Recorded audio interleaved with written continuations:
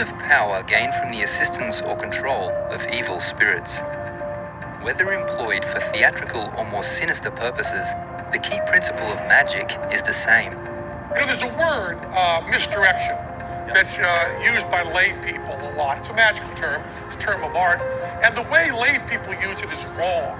Because lay people often use it as a synonym for distraction.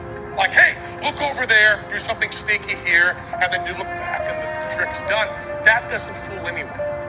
The way we use the word misdirection is kind of a curating of attention, giving the audience a story they can tell themselves that lets them not really know they were distracted. We're going to do a trick right now using misdirection. In the words of magician T.A. Waters, misdirection is the cornerstone of nearly all successful magic.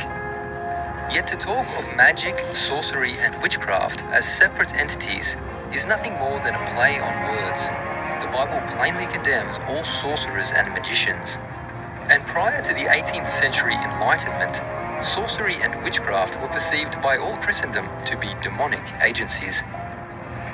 In our enlightened age, however, magicians are thought to exist purely as entertainers, while the spells of witches are considered superstitious nonsense.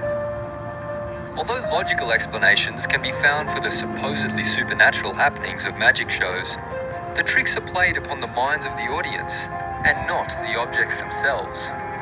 If the evidence of one's senses are believed, then in the mind, the magic is made real.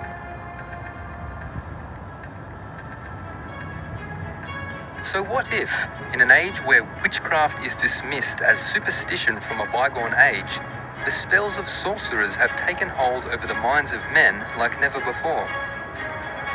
What if our more refined society has fallen for more refined sorcery under the guise of scientific evidence presented to our senses?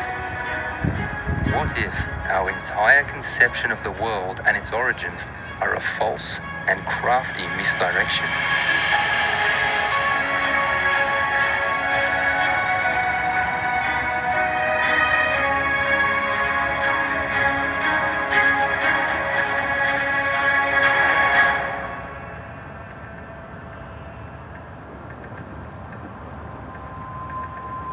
Prior to the mid-16th century, sun-centered cosmology was an abandoned concept, laying dormant between the dusty pages of ancient manuscripts. Whether noble or peasant, none denied the witness of their own senses, which testified to the truth of what Scripture declares, that the earth beneath their feet was at perfect rest, while the heavenly bodies moved overhead. That this geocentric view of cosmology was widely held is confirmed by historian Andrew Dickson White, who was both an evolutionist and supporter of the heliocentric model. In his book, A History of the Warfare of Science with Theology, White points to a time in history when faith in the biblical record began to unravel. In the latter half of the 16th century, these evolutionary theories seemed to take more definite form, for they came, one after the other, 5 of the greatest men our race has produced: Copernicus, Kepler, Galileo, Descartes, and Newton.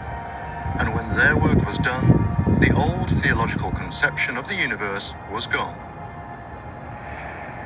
The spacious firmament on high, the Almighty enthroned upon the circle of the heavens, and with his own hands, or with angels as his agents, keeping sun, moon, and planets in motion for the benefit of the earth, opening and closing the windows of heaven, letting down upon the earth the waters above the firmament, setting his bow in the cloud, hanging out signs and wonders, hurling comets, casting forth lightnings to scare the wicked, and shaking the earth in his wrath.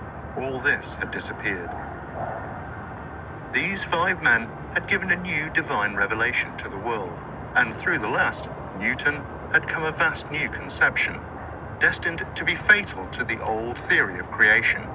These men gave a new basis for the theory of evolution as distinguished from the theory of creation.